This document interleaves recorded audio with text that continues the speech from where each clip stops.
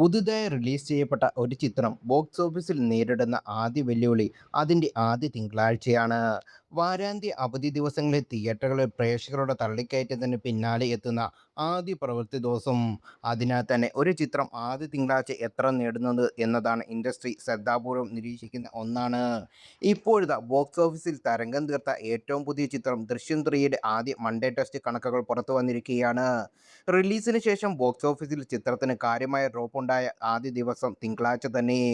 പ്രമുഖ ട്രാക്കർമാരുടെ കണക്ക് പ്രകാരം തിങ്കളാഴ്ച ദൃശ്യം 3 ഇന്ത്യയിൽ നിന്ന് ലഭിച്ച നെറ്റ് കളക്ഷൻ 7.35 കോടിയായിരുന്നു.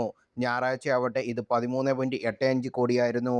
അതായത് 46.9% ഡ്രോപ്പ്. റിലീസിന് ശേഷം ചിത്രം നേരിടുന്ന ഏറ്റവും വലിയ ഡ്രോപ്പും ഇതുതന്നെ.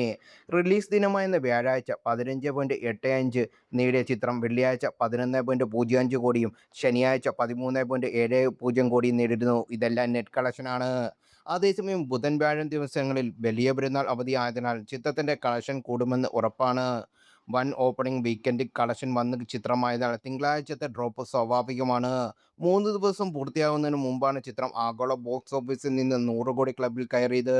അതേസമയം ആഗോള ബോക്സ് ഓഫീസിൽ നിന്ന് 150 കോടി പിന്നിട്ടുണ്ട് ചിത്രം.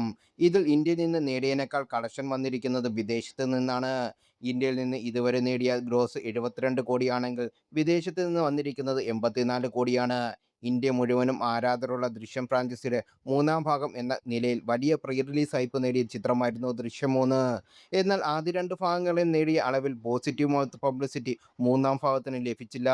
അതേസമയം അത് ബോക്സ് ഓഫീസിൽ ഒട്ടും പ്രതിഫലിച്ചതുമില്ല.